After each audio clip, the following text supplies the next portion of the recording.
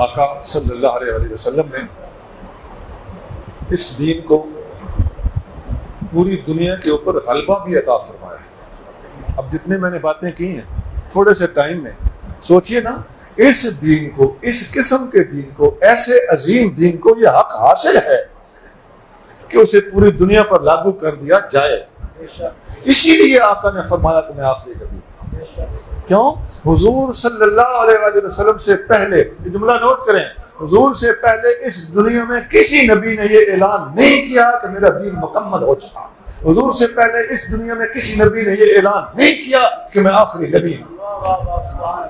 نعرہ تکبیر، نعرہ رسالت، نعرہ حیدری، نعرہ تحقیق، تاجدار ختم نبوت، تاجدار ختم نبوت، اسلام زندہ باد، اسلام زندہ باد، اسلام زندہ باد، اسلام زندہ باد۔ فقیر نے کتاب لکھی ہے اسلام زندہ باد، ان کے نعرے سے مجھے یاد ہے تقریباً 100 سے کچھ صفحے اوپر ہیں، آپ پڑھ کے دیکھیں۔ اس میں ہم نے یہ اختلافی باتیں نہیں چھیڑی۔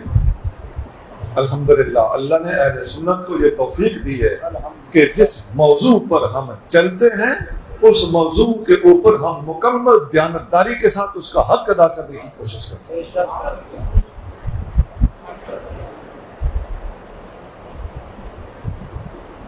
اب آئیے حبیب کریم صلی اللہ علیہ وسلم کہ پوری دنیا کے اوپر اپنی حقانیت کی دھاک بٹھانے اور اپنا لوہا منوانے، دین حق کو درست ثابت کرانے اور اپنی عظمتوں کے ثبوت پیش کرنے میں کیا کیا ارشادات ہمیں عطا فرمائے ہیں، اور آقا صلی اللہ علیہ وسلم کی عظمت کی گواہیاں مخالفین نے کس طرح دی ہیں، اس بات کو تھوڑا سا ہم ٹچ کرتے ہیں۔